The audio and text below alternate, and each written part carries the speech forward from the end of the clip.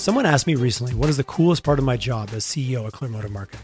I said, well, that's easy. The fact that every day I get to dig into our clients' businesses to learn not only what makes it tick, but what we can do as their partner to deliver the marketing that truly matters to their business. It's like being in a living, breathing case study every day. And for that, I am truly blessed. Hello, Collisions YYC listeners. It's with an overwhelming sense of pride that I wanted to share with you that the marketing agency that I had the pleasure of co-founding and leading is turning 15 years old. Yes, Clearmotive Marketing is 15. I wanted to shout out a huge thank you to all of our clients, past and present, as well as our vendors and all of the incredible team members we've worked with over the years to make this milestone possible.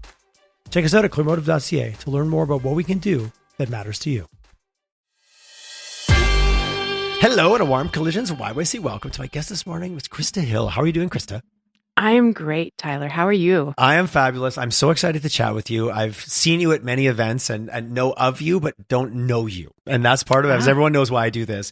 I love to elevate and tell stories about what's happening in our ecosystem, but I also like to meet really cool people that are doing cool stuff. And I put you right directly in that category. So with no further ado, let's let the audience into the tent here a little bit. You are a co-founder at Tacit Edge. And I know that is just a very small point in what you're going to describe. Who are you? What do you do? What gets you out of bed in the morning? Give us the quick little elevator pitch and we'll launch off from here.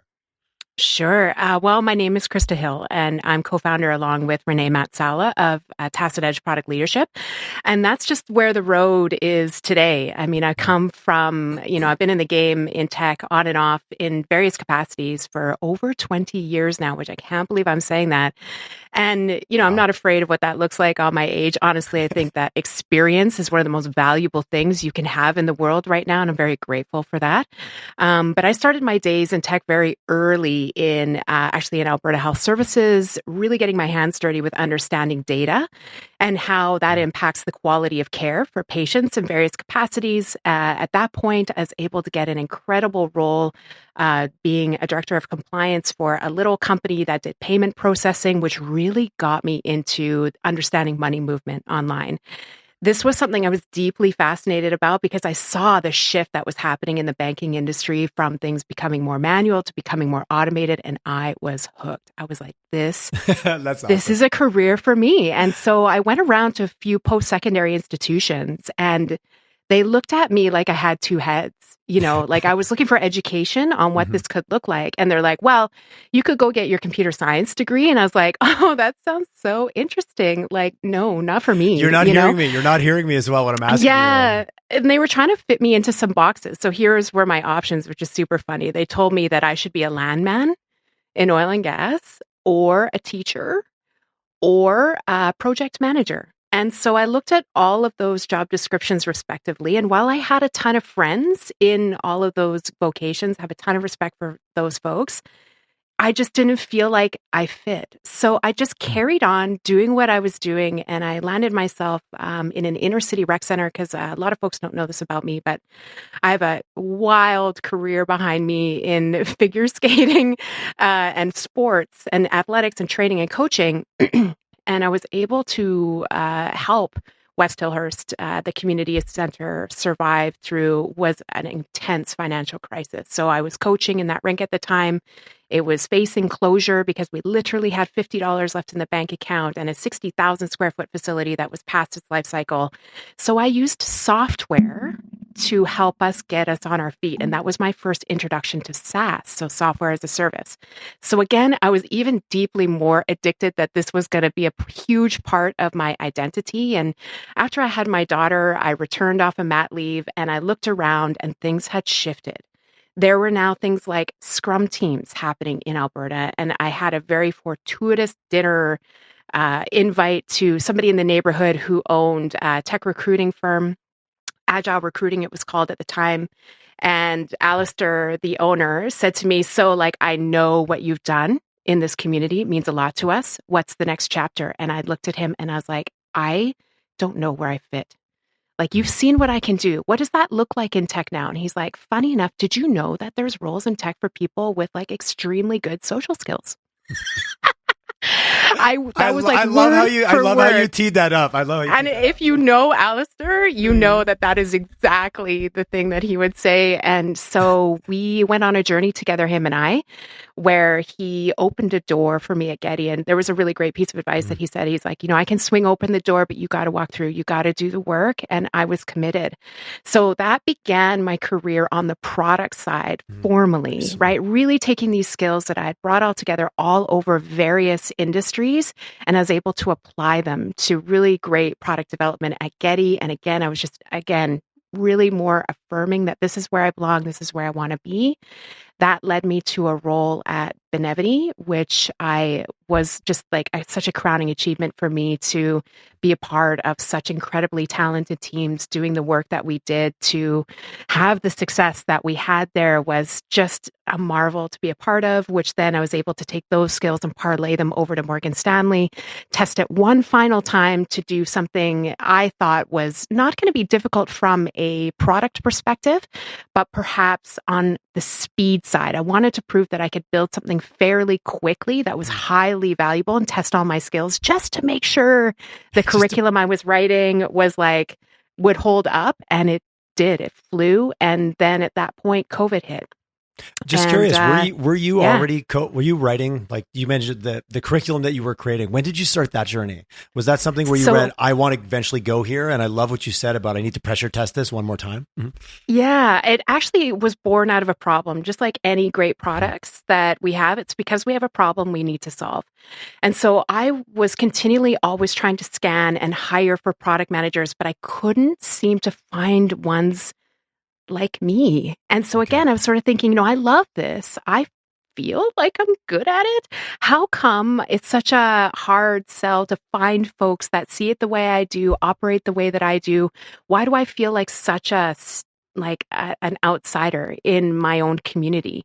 So I started writing because I was training, and I needed folks to understand the why behind my behavior, how I operate, and how we work together, because there was such little clarity in the role. Everybody's doing it differently. Everybody is self-taught.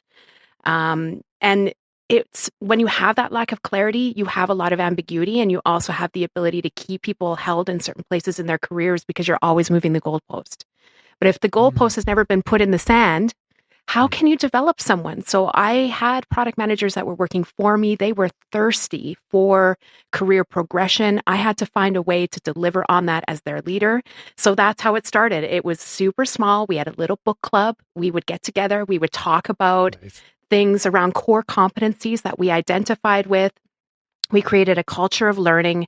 Then I happened to be called by SAIT, and they were like, hey, so we hear product management's a thing, and we had this incredible batch of funding through OSIF and, with the School of Advanced Technology to lift something off the ground. Yeah, 2021, back when they were, I see the dates. Yeah. That correlates to when there was some activity there around that stuff. Yeah. Totally. And I was like, okay, so here's what you need. Here's the outline. Here's the core competencies. I've got it all for you. And then all of a sudden I stopped, and I'll never forget this moment on the call. I'm like, assuming you'd want me to teach it for you, right? Is that going to be allowed? Because I was getting really excited. And Laura Buxis, who was the head of that division at that time, was like, oh my gosh, yes, if you would, that would be Laura's great. And I've had her on the show. So I met her through the podcast around that same time, Her and Craig Hess were both on fortitude. the show. Yeah. Yeah, she's That's awesome. fortitude in a jar. I need to circle back and say hello. Her and I probably haven't chatted for a year, actually. Oh, you need Laura in your life. She is one of those people that is can help you see past the obstacles. And when you're working in post-secondary, we had a very limited time and a very limited budget. We lifted that program within 6 weeks. We were live, which was the fastest that had ever been done in that group. But we were iterating as we went, and we just lived product. We built a product literally while the plane was flying. We figured it out. And that program has boasts a 72% higher rate. And remember when I talked about the lack of clarity in the role, there's also a lot of white males in the role. They still occupy between 69 and 72% of those. And those are hiring practices that we inherited from Silicon Valley. And so the core metric that we wanted for our product in the SAIT program was that we could give you an equal chance at getting this job. Because let's face it, Tyler, we make money. This is a great job. This job can change your life and the trajectory of your family's opportunity. And we have a ton of newcomers coming to this country who have skill sets where they're going to try and get equivalency exams written so that they can prove their education, where we could use those skills today in product management as SMEs. So we wanted to find a way to solve many problems with that course. One of them being, how do I become a product manager? Because it was so ambiguous. You had to know a person to know a person to know a person to get the job. There was no formal training to say, yes, I'm certified, come hire me. None of that. And also there's this, again, this lack of a standard allows us to incorporate so much bias in the hiring process that we can go where we feel like it feels good instead of asking somebody to demonstrate their competency to get the job. Just the word core competency alone that's the root changes of it. I'm curious, and just for my own lack of ignorance on this own journey, you mentioned Silicon Valley, product manager. What is the, like, and we could do a whole podcast on this, a little bit of the history lesson around that role and how it's evolved. Did it come out of the Valley? Did it come out of, okay, like it, actually, but it probably means something. Okay, is that what it, I was like, this had to be around forever, but then now means something very different in the world we live in now. You know what? Defining it, I think, is one of the biggest issues we have in this industry. Okay. So if you sit a product manager down and you ask them what they do, you get a big old story about how crazy their work week, all the meetings they were in. And it's not, one day is not the same. This is one of the best things about this role, and what makes it so interesting and exciting to me is that we go where the problem is. And by problem, I don't mean problem in a negative sense. I mean problem-tunity, as in like the problem to be solved. We see something that we can go after, and that is what we're chasing. So that takes us into multiple rooms, multiple layers of the business, different people all day long. It's never the same. I can define it in something I would have liked to know about when I was younger. Okay. Well, you know what? You would have been really well suited for it. So I'm going to cover like in 4 sentences, I'm going to describe to you what a product manager is for once and for all, for everyone. And this has not changed since the dawn of time, but it's not been very clearly articulated. And then I would love for us to take a step back and talk about what is a product, because I think a lot of folks get hung up on that word too. So let's start with sentence number 1. We need this person in an organization if the core of your business is going to integrate with technology or doesn't have it yet or needs more of it. So let's face it, that's pretty much everyone right now. This is why this role needs education. It's in demand. Number 2, what we do actually is we take a look at the business objective that your organization is trying to achieve, and we try to map those objectives to opportunities for us to solve problems that we're going to solve that are valuable, that will help us hit that objective. Okay, so we take the business strategy and we break that down into problems that we think our customers might have that we could solve that will add value to that strategy and help you reach that strategic goal. Then, most importantly, we have to define what success looks like and how it will be measured. Okay, that measurement is really important. We have to know if we're getting further away or closer to the goal. And that's a problem for a lot of product development because we build for a really long time and we don't know. So how can we shorten that? And I'll talk about agility in a minute. Let's not get too excited about that. And I'll come back to that. But this knowing about whether or not we solve the problem is really at the core of reducing risk in your product build. So we then bring these measurements and those goals and these problems to teams. We work cross-functionally. Not one is the same depending on the problem.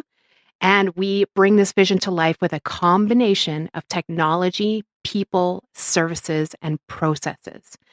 Now, early days, it cannot be equally weighted between all those things. It can be a combination of them, and then it shifts and grows and lifts over time as the needs change. And this is not just tech, this is everywhere. So that is what we do. I'm not going to tell you how I do it, because how I do that is like, I'm in the moment. I'm learning about a problem. I'm just going to reach to whoever in the business I think is going to help me with it. So there's no template for that. There's now just my inner compass telling me where to go to find out more.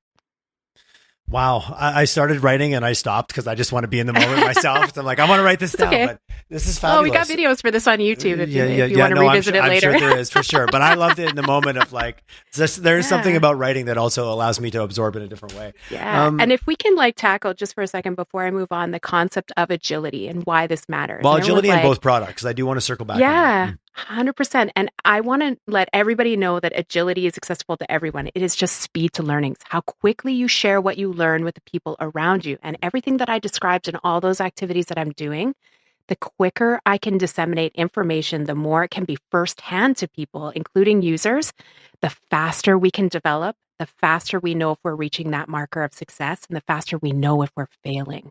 So that is really not some fancy framework that you need to incorporate. It's a mindset. It's not a coach. It's in your mind. So if you have information that you need to share or you need to bring groups together so that they can collaborate more effectively, that is the act of agility in product management.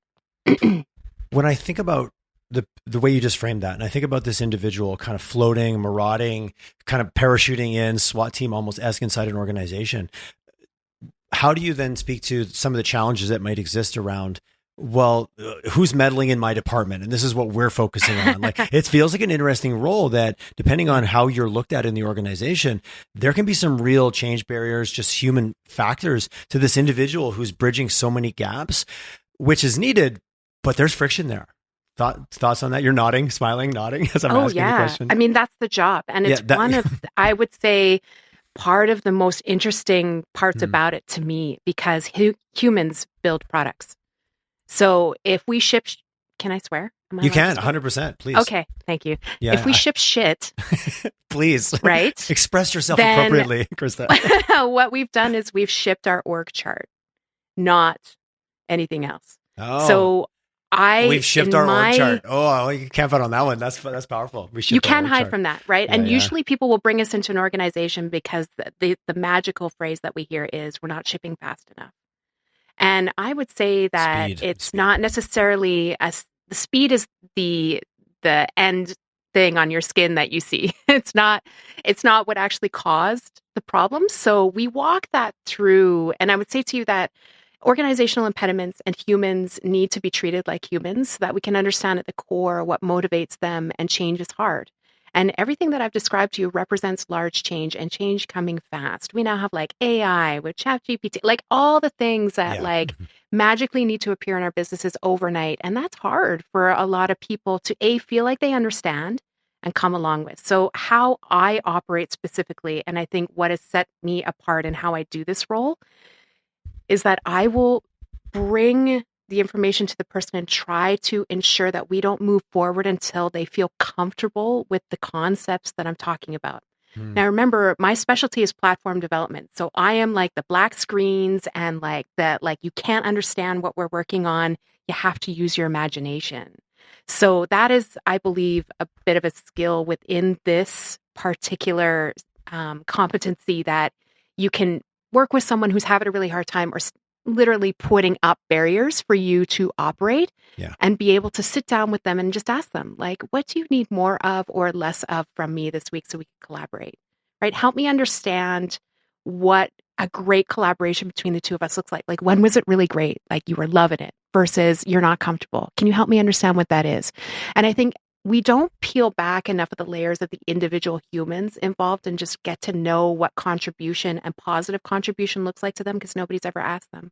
They just assume that we're paid to show up, have our best ideas between 9 and 5 at our desks, and that's how we roll forward. But I think we all know, like, Tyler, where was the last place you had your best idea? Yeah, probably wasn't sitting here at my desk. Well, I was probably having it was probably in a fabulous podcast conversation like this, is where that's why I do it. That's why I do it. Right? I walk away but going, this is the magic of collaboration. 100%. Yeah, in an environment where you show up to collaborate, and the intention is to collaborate, not to be right, not to look like you're the smartest person in the room. What was your motivations? And it's also why I love this environment, because the motivation is to have an outcome, of which is just a good conversation. I love that you got into the messy human bits, because so many times I'll talk to someone about, well, a framework and a way to do things. I'm like, well, yeah, but what about the human? What about that individual that showed up with all their stuffs? And humans will throw away frameworks and make you look like a dork in a meeting, not wanting to do it if we don't take care of that first, to be honest. Yeah, to take care of all those bricks we have in our backpacks that we carry around. Which I love. So a little bit of psychology and a little bit of human. I don't want to use the word psychology and put it in a category. Well, it's about understanding the human that's involved. It's emotional intelligence, I think. And when you think about the top and safety, psychological skills, safety, it's like those lists. Yes. Right? Yeah. The top 10 skills we need in the workforce of the future that will never be able to be replaced by AI anytime soon are digital literacy, data literacy, critical thinking, emotional intelligence, creativity, collaboration, flexibility, leadership skills, time management, and curiosity. So everything that I've described you to hit you, my curiosity is my love language. this But is like, I love it. this is the job of the future. That was not that long ago, maybe even today in some boardroom, were all described as soft, fluffy skills. Yes. Yeah. Which are the things that will actually keep you in, actually allow you to stay in business and excel if you show yes. it. So how much of your program, when you're teaching the competencies and helping them understand the how of those bullet points you sent, how much of the curriculum is weighted towards this part, the human part, the ability to influence, communicate, understand, have empathy, all the soft side?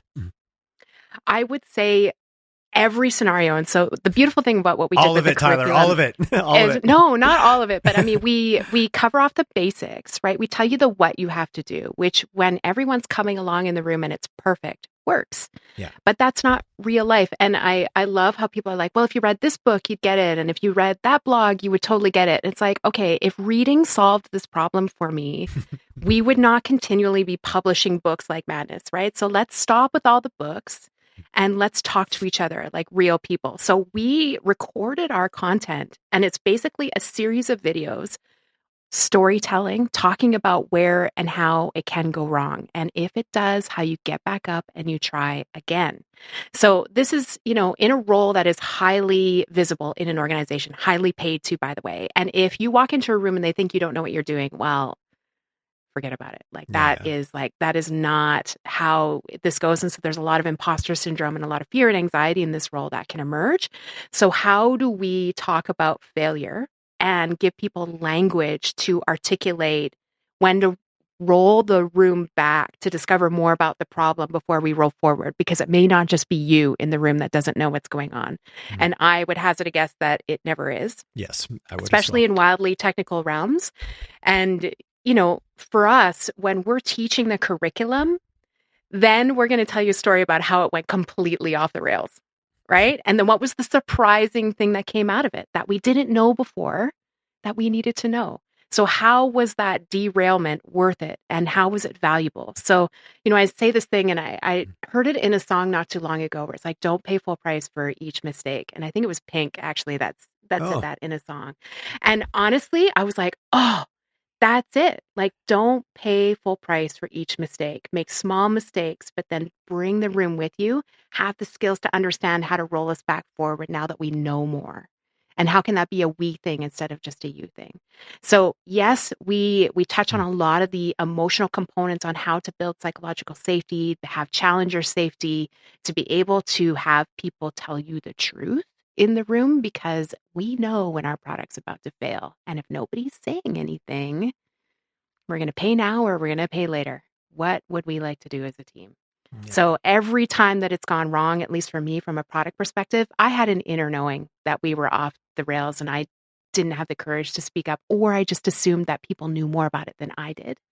And that's very powerful. Me. That one. There's the courage, but there's also like, well, those people are smarter. They must get it. And if they think it's okay, then who am I? Who am I to step up? Like, who am I? I think we've all, and that's where imposter syndrome really plays into that slice right there.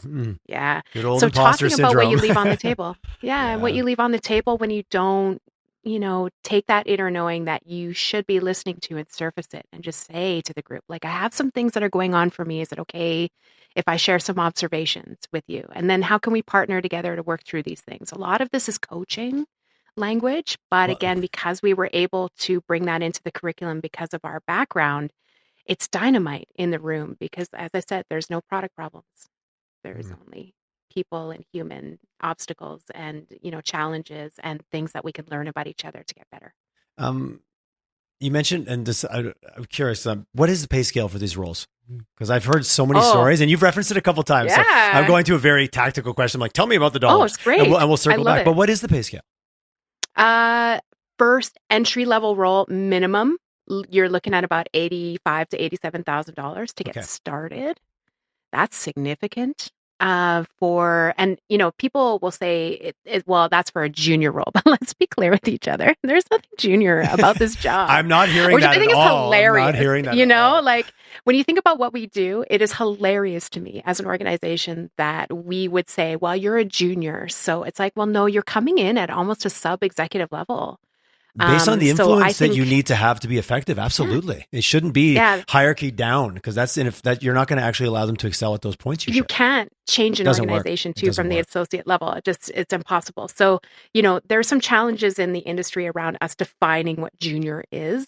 But I would say it starts at between $85,000 and $87,000 and can go up as high as $220,000 before you even hit a director level, depending on who you're working for. So there's some appeal. There's some upside.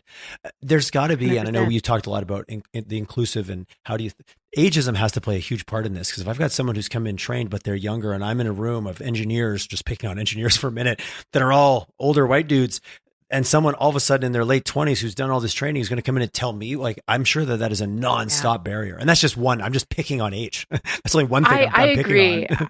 I have to say to you, like, my confidence as I've gone through the decades has definitely increased, not only because I've been exposed and learned so much from those engineers, and they really took their time to sit with me and Back to hold the space technical or give it aspect. to me like I'm five, right? And because I was able to do that, I could understand what they were doing, the value of it, so that I could keep the business engaged and excited about their work, which is hard to do when it's just black screens and, the fancy new thing that sales wants. Trust me. Yeah. Yeah, it's tough going. So I would say that, yes, coming in young, may or may not be something that is an impediment for you in your career. But I have to say that the more wisdom you gain with the years that you get on the job, and the more sharing you do about that wisdom, the more you're engaged with the community, and the more public speaking you do because you can really articulate yourself well, I think that's really more important than age. If you can get up on a stage and like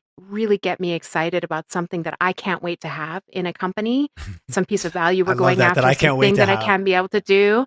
Yeah, that's really at the heart of it. It doesn't matter how old you are when you do that. You'll still get people just as excited, and they will, you'll garner the kind of respect that you need. But really, it's how you show up in the conversation. And I think that the younger ones that I do mentor kind of err on over communicating the idea to a certain degree, and it's just more like, how do we become more succinct in a room so that we're leaving space for others to contribute? Because there's a lot of excitement and energy with youth, right? And we just have to, with age, I find I'm way more patient. I'm quieter. I'm much more tuned to hear other people's perspectives first before I share. Not because I don't think mine are valuable, but I'm trying to learn from them. So my Back to angle in the room is a little curiosity different. being the anchor that Yeah, you threw in that list versus yeah. no, Instead let of me proving let me myself, prove right? let me prove to you how much I know. 100%. Are you seeing, obviously there's the startups community, obviously when your business interfaces integrates with technology, are there sectors, or even we'll just talk about Western Canada. We'll pick on Calgary, the city I love to rave about, because I'm very pro Western Canada. Where are we doing this well? Is it in the brand new startups where there's just less norms and less things to break away from? Or are you seeing it with some of the large organizations that are kind of starting to really get that to be competitive, we've got to adopt some of these skills? You know what? It's individual pockets of people. Okay. It's not by industry at all. It would surprise you to know who is embracing this more than others. It's not necessarily in the startup community because everyone's in the hustle. They're just trying to get things done quickly, and they're trying to Everything's on build to get fire. funding. Yeah. And so I think that where I'm seeing it being embraced the most is when we can sit down, take a breath, and we're just about to scale. And if we're just about to scale and we don't have those core anchors in place to scale great habits, chances of failure between startup and failure and startup and scale up are through the roof if we don't have people in the room that have done it before. And I think really what we're trying to do with our education is make sure that there's enough people in the room that can help you be that anchor, even if they haven't had 20 years in the game. Like, what are some core competencies that they can bring to the conversation around risk that you're facing right now that they can help you surface? And, to me, it's such a huge opportunity, especially in the entrepreneurship community. So we piloted a really cool program with Alberta Innovates a couple of months back, where we took a whole bunch of entrepreneurs from a few of their programs and we taught them product management so that they could be the first product manager in their company and stop pretending like you're not, because you are. Because when you hire me and you come in and I have to like do this tug of war with you about decisions, I know you are the person that was closest to the user. You've done all the work to get us the funding. Like, there's so much attachment and trust issues between those initial product teams and some founders just because of how invested they are in it. So how do we put the mindset of what I need to do so in them so that they know what good looks like when I show up, so that there's less of that tug of war, right? That we can collaborate training and be both a sides team. both sides of the equation. Yeah. Yes. And also educate around risk and failure that they can avoid sooner. Like, I think a lot of folks that we encounter in startups, they're building to try and get the funding that they want. And while this is awesome, sometimes we lose sight of the problem that we're solving and solving it for one person first and then more. Yeah. And so there's more than two ways to fund your business. And I think where, Alberta's got a big culture around startups, but I also think that we need some more diversity in thinking around what that can look like from a funding model for people so that they can learn skills. Like they could come to a 5-week program and they could self-fund, right? Like, why are we so reliant on a particular model that we think we need, either grants or like VC money, when, like, for instance, women notoriously are not the most active in going to an accelerator because we just, like, I don't know, for some reason. And they studied this out in Toronto. There was a woman I was talking to, and she said, they had to have a very outbound strategy, attracting female entrepreneurs into accelerators, which I thought was interesting, something that we could maybe take a look at here so that those women could get into these accelerators and be seen by funders, because we know traditionally still, and it's not for everyone and not every VC is this way, but typically only 3% of funds do go to female entrepreneurs. The stats are there's there something wrong in the funnel. Yeah, there's something up with the funnel. Well, I think like looks for familiarity. Like, there's a lot of things you do. And I know there are people out there that are trying. Biases. There are. Yeah. Well, but the math isn't lying. I know. You can argue with my beliefs, but these are actually the facts. These are actually the facts. Math wins arguments, Tyler. But yeah.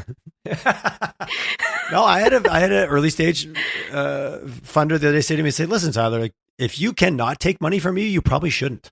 If you can do it on your own, he's like, that sounds counterintuitive to say, but he goes, like, bringing me in, that should be not your first option. So it kind of plays into what you said a little bit. And I appreciate that he was honest enough to put it that way. He goes, if you can do it without giving up some of your company to me, then you probably, like, that's what I would do. And I was like, you know what? Thanks for being honest about that statement. Well, and honestly, we are quite convinced that the product management acumen gives you choice, right? If you're a product manager and you're looking to realize value more quickly, you may be able to capitalize yourself in ways you hadn't considered because your end goal was to get funding this way. What if we could show you a way to realize value over the short term, medium term, and long term? Yes, you're not going to have your big exit story. But that's not for everyone, right? Like, what you're really talking about actually is trying to build businesses that getting revenue from your customers families sooner, right? Yeah. Yeah. Or maybe having passive income in your retirement. Maybe that's your business, right? You're not going to be looking for VC funding for that. So we really want to be teaching this acumen in the entrepreneurship community to provide choice. If you have choice, you have options. If you have options, you have creativity. If you have creativity, you can have anything. So I think that's really what we're trying to do, is just open the door to more choice. Yeah. Christa, I love your passion. It's very infectious. I'm like, whoa, it's so good. I was like, well, you said you get out of bed in the morning for this. I get out of bed every morning to talk about product. Like, it's embarrassing. So thanks for listening. No, I love it. I'm so here for it. What is the reality on this? Who doesn't want one now? I want one. I want my very own product manager. Yes, you should, right? It sounds so powerful. I love how you positioned it as this kind no-brainer. The universal. No, it's not. What's our gap here in Western Canada? Like, everyone should have one, but not everyone does. What would your perfect world? How many, like, what's it look like? What's the delta? I think every organization, every team, in every modality in an organization, there should be somebody with this mindset. You don't need to have it in title. But we work with HR teams, right? And let me give you an example. When COVID was happening and they were rolling out and rolling in work from home, working from the office, like, there were so many moving parts there, right? And you think, well, would you need a project manager for that? Sure. Yes. On execution, 100%. But solving the problems that your employees had, understanding what they were, having real conversations with them, prioritizing what the most important thing was for them while they were at home, getting those things to them first, figuring out what a return to work looks like. all of this was product management. Like, I hate to say this, but it runs my life and my family. So if you talk to my mom or my kid, we have this kind of language in this household that blows my mind and I love it so much. But really, it's really about identifying that problem and mapping it to the business outcome you're trying to achieve.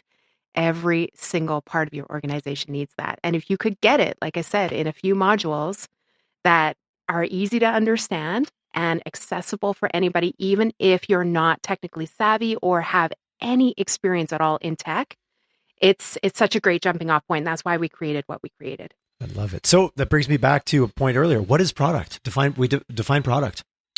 A product is anything that you want to have increase in value over time. Ooh. That's it. I love it. It's not a physical thing, right? It can be a physical thing. Anything. Can also be a piece of software, but it could also be a process, a service, a group of people who are really behind the scenes doing work in your organization that is highly valuable, right? Like, think about your finance teams and your AP process. That's a product. How you process and create and add fees onto your services. That's a product. You want everything over time to obviously be ticking upwards. And if you want it to tick upwards in some way, shape, or form in value, it's a product. Do you get pushback on that one? Well, for the sake of it, of course, you're very confident in your answers, which I love. But I'm curious. I get challenged I never knew that is always the first thing that comes out of people. It's like, I get it now. Yeah, that's what I'm going for instead of, oh, no, you're wrong. And it's like, well, that's cool. And it's so easy to default to this physical thing or this SaaS product 100%. Or this thing. It's so Tell easy. me what you think it is. Yeah. And how does it show up in your world? Help me learn. Yeah. Right. Like, I would love to hear from your perspective, what you think the limitations are around that so that we could walk that together. That's what I'm here for. Amazing. You were so good at this. I love it. And you're so passionate about it as well. So talk to me a little bit about, because obviously you created Tacit. And you're on that journey. You just won an award, which is what got you've been on my radar, and you got me on your radar all over again. That's why I love about this small town we live in. I'm like, you know what? And Renee's top 40 under 40 win. Let's not let that moment fly by. I love to brag about her like any chance I get. And I also know I looked at your profile and you've also won the award. So I did way back when, and that's when must have been a couple of years ago. Right? Whoa, what do you mean by that? Ouch! Wow, wow. When you said you've been in it for 20 years, I was going to say you start when you're 10, but you went the other way on me. Ow. Christa, I'm glad to see we've cracked the barrier now. All right. Okay. Yes. I just turned 50 on Sunday, actually.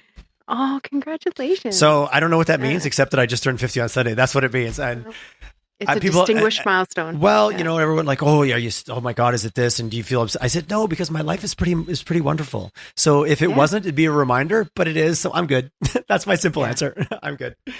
And I'm just excited about the next 50. What can we do now, knowing maybe what we know and getting really excited about what we are going to know, not what we thought we knew before. Anyways, I won't break that down any further. So talk to me about, I love top 40. It was the first time I actually felt like I was a Calgarian. And I moved here in 2000, but I was like, if I ever get top 40, that'll really mean I'm part of it. So what I wanted, it was fun on a bunch of different levels. So great. I love the top 40 reference and the top 40 alumni. Talk to me about Tacit. Where's it going? You're now doing your own thing and you're for your own way to lift the world up and give us all the product managers that we need. But talk to me a little bit about the journey and where you see it evolving.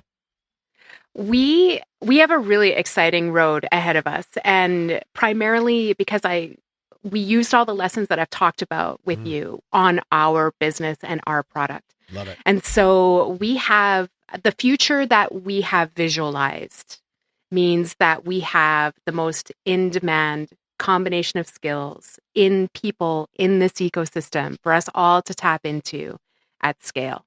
So that means a standard of practice for product managers who want to be product managers as a vocation. We need a core competency framework with accreditation and micro-credentials that are recognized globally. We need a ladder that can take you from, remember that funny term, junior, to all the way up. Like for us, we would call that like product aware, trained, next level up professional, next level up leader, next level up coach. So we see a lot of opportunity in industry to partner with folks around the world to do this, and we're a good chunk of the way through that ladder today. It's all available that we've got now, and we're testing it in various parts around the world with different people. And it's essentially just going to be a culmination of everything all coming together. But the beautiful thing about this is that it's not a business; it's turned into a movement, which is what we wanted. We didn't want to create a business; we wanted to create a movement. So we've productized everything that we do so that it can operate without us. And this means leveraging great partnerships within our ecosystems around how businesses can scale now in a way that's incremental, that's keeping our eye on the long term, which is the ability to bring a standardized, equitable, global standard of practice of product management to the world so that we can all lift together. And does that not so yes, exist this is anywhere? Incredibly important in Alberta. No. Okay, that's what's like. It just feels a little bit this like is an emerging. It's Yeah, I love emerging because like it stayed in its own little silo and it wasn't a problem while we were hiring internally. But the second the world needed technology to move forward, this became a problem. Right. That is so exciting because, of course, it's easy to think like, oh, this is happening in other places and maybe this is just happening in Calgary now. But no, that's not what I'm hearing at all. No, it's that increase of technology in our day to day that is the shift. So before, like I said, in a silo, limited, obviously huge exposure for the products that we were using around the world, but now it's in the home, it's every day, it's everything that we have. Everything that we're wearing, everything that's in our homes, all has technology at the core. Therefore, it's time for us to get serious. And I think that we're uniquely suited to take this on because we chose to leave our careers, to take the thing that was on the side of our desk and make it real, and then be that cornerstone of collaboration around the world with folks that we were connected with and then have connected with others in order to increase and test and just really bring people together in the way that we would. And honestly, this is because we get out of bed in the morning wanting to take this on. It's, I think, very rare for a lot of product managers to want to teach because they're busy in their jobs, they're happy with their careers. But there's moments in time where you need people to put your hand up and say, okay, I'm lucky enough that I can take a step back and I want to do this. Who's with me? And that is how everything starts, is the people saying, why not me? Why not us? And how incredible that we can do it here in Alberta. We get that a lot, like, oh, we can't believe that it's in Alberta that's doing this. It's like, why? Why is that so shocking to you? Because, like, honestly, we've been at the center and the core of innovation in so many industries. This should be no exception. And of course, the level of creativity and inspiration that we get from our peers here every day, motivates us to solve the problem because I think we can move faster than the rest of the world. And I've not been wrong yet. I love it. I am so pro. I mean, happy to change my mind, but no, but I don't think I'll need to. I dare you. No, I hear you. Is there parts of the world where you're seeing the draw for this or the pull for this of like they get it at scale, or is it everywhere like a dull hum almost everywhere you go? Ooh, I would say in the more populous countries, we see again.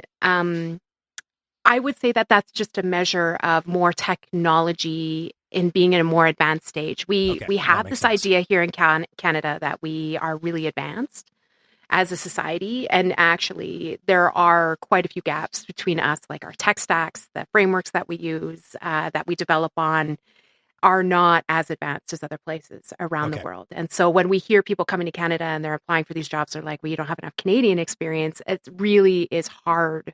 It's hard for me to sit down with someone and explain to them what people don't know about what they don't know and how lucky we are that you're here and you're bringing this skill set, and you will find a place here. It's just going to take a little bit of time. And honestly, I think in those populations where there's more competition, right, they have to have a standard of practice in order to be able to differentiate from each other so that they can compete on a global stage. So I would say in more populous areas around the world, we do see more uptick in interest because they're looking for that edge versus here where it's still very network driven. I know a person that knows a person that got me the job, so I'm less likely to need a credential in addition to my formal education and experience. So we're just trying to meet the market where it's at. What do you need to be successful here in Alberta? We'll give it to you this way because we know this is what you need specifically for your career here. If you're in Nigeria, it's going to look like this. And this is, we know what you need based on feedback and that collaboration. Over in Europe, it's going to look like this. Down in the States, it needs to look like this. So we have a presence in various communities for that purpose, so that we can make sure that we have the wraparound supports for folks coming into these roles. And again, just breaking down barriers to access, making sure that we can all get at it. Well, talk to me a little bit about that, because it's listening to you talk, your passion and understanding, and your core belief that just comes out of why this is important and the value it can drive to organizations. But talk to me about the social side, like the equity, the diversity, the making sure that we're opening the doors to everybody. Because to me, obviously that shows through as I read your copy. It's a huge underpinning to your deeper why. Aside from this is a thing that we all need to benefit from. Talk about the human side. Well, my two core values are equity and fairness. Everything that I do, anytime you upset me or see me mad, those are the is buttons. because one of those two things have potentially been violated. So I think when you know that about yourself, Renee and I did this deep exploration. We did some Brene Brown, a Dare to Lead course together. Nice. We also took a ton of coaching courses together. Values exploration and understanding your why is one of the cornerstones of, I think, having a really joyful life, because you know why you're feeling the way you're feeling. And I think the majority of our lives is we're fumbling our way through our 20s. And if we're lucky, not all the way into our 30s, but definitely by our 40s, we want to stop living by confusing emotions and not understanding what's happening around us and why something keeps happening over and over again. Like, why do we keep on making the same mistakes? Mm-hmm. And I think that fundamentally that comes down to, what your level of self-awareness is, and what the quality of your relationships that you have around you, and how you're able to solicit the truth from people that you care about. So for me, this has been at the core. Like, remember when I told you that story about the rec center? Mm-hmm. It was very much about fairness and equity, that I couldn't believe not only would I be losing primetime ice for my students, which is hard if you are a hockey or, rink parent of any kind, that it's either 6 a.m. in the morning, 10 p.m. ice times, yeah. midnight, right? We had 3 days a week of primetime ice for 3 hours, plus Saturdays from 9 to noon. Like, there were people that would probably murder somebody to get that ice time. And so for me, knowing that we would lose that really important part where kids were coming after school, and that part of our recreational delivery service didn't seem fair to me. And so that instantly was why I was attracted to, like, I could just be the skating coach here, or I could just go ahead and run the building. So I'm going to go home, have a glass of wine, write up a business plan, get it to somebody on the board, and see what happens. And, because of that conviction and that ability to stick to a vision long-term that you can make a difference, it gets you through the harder days when there's a ton of challenges. So yes, none of these problems that I've described in my career are easy problems to take on, but I believe I'm uniquely suited to do it, because when it gets hard, I don't give up. And I seek to learn more about what I didn't know before as to why I failed. And the relationship that I have with Renee in that process, we share that. Her core values rotate around joy and equity. And so when you put those things together, I love that Venn diagram, actually. It's a pretty fun Venn diagram. Yeah, it's magic, because ultimately she keeps us close to joy. I keep us close to fairness. We both keep each other close to equity. And we design our courses and when we talk to our students, every single one of their stories matters to us. And when you read about the success that has happened with people who have moved here, who otherwise would have been driving Ubers, who are now not. They are product managers contributing to our innovation path here in Alberta in the way that they can. It's incredible. Like, we had somebody move here that was a doctor. We all know this story, right? The doctor who can't get a job in Canada. Yeah. She's a product manager now for Deloitte. We kept that expertise and that skill and found a way for her to provide for her family. She did all the work, of course, but it's because somebody wanted to write a story that she could map hers to, and then create wraparound supports that cheered her on in the process and helped her see her the way we did. And I think that's some of the most rewarding work that I have with folks that are newcomers. Is I literally sit them down and just tell them, do you see yourself the way that I see you? Here's what I see. And this little voice that you have inside your head that says you're not enough, and it's really hard, and you want to go home, and this is it. Like, why can't I get an interview? That voice is extra cruel because it's inside and no one else can hear it. But I hear it, and I want to tell it something different. So listen up. So that really is the core of like what we do. And that was the impetus really for the SAPE program. Not only, like I said, we wanted to be able to remove that clarity and confusion of getting into the role, but also create another pathway for Alberta to see that we could use very skilled people in product development in their journey if they wanted. If this was interesting to them, this is another way. I don't know. I think the future looks good. Your optimism and your enthusiasm and your passion and clarity on the topic. I have enough for everybody. I love it. I'll take a bit of it all the time. Guilty of abundant enthusiasm. How many people have people been through your program? Is that the right way to even ask that question? Yeah, hundreds. I mean, we've got we're on like cohort 10 coming up for SATE. If you can believe it, we are launching with Athabasca University in January of 2 versions of our course. We've got our entrepreneur program that we're growing alongside, Alberta Innovates, experimenting with that education to, again, really find out the next big opportunity for folks that is bite-sized, consumable education that just helps them make it less difficult to do the thing they want to do. And, there's so much coming from the future perspective of where this curriculum, you will see it pop up. People are calling us all the time from all over the country and all over the globe to drop it into their curriculum. So post-secondaries are seeing this as being such a huge opportunity, especially in their business programs and their entrepreneur programs. Like, what if we could drop in a couple of their modules so that people could see what it takes to build a product. Yeah. So that's not like coming in cold. And then with $1 million a year dev team, you're going to try that like first, or do you want to try it with us in a safer environment so you could ask the questions that you're afraid to ask in front of $1 million a year dev team, right? So, yeah. So I'm listening. I'm excited. How would I get involved? Yeah. Is it, I can do it on the corner of my desk. I can show up. Like what would, I always love to get down to the practicality of like, yeah, I'm excited. What can I do next if I'm pumped about hearing what I'm hearing today on the show? Well, I mean, first of all, identifying what it is that got you excited. If you're an entrepreneur and you want to have this mindset because you want to know what good looks like and you want to feel less stress in your day-to-day and manage your runway better, potentially look at different funding options, then we've got a course for you.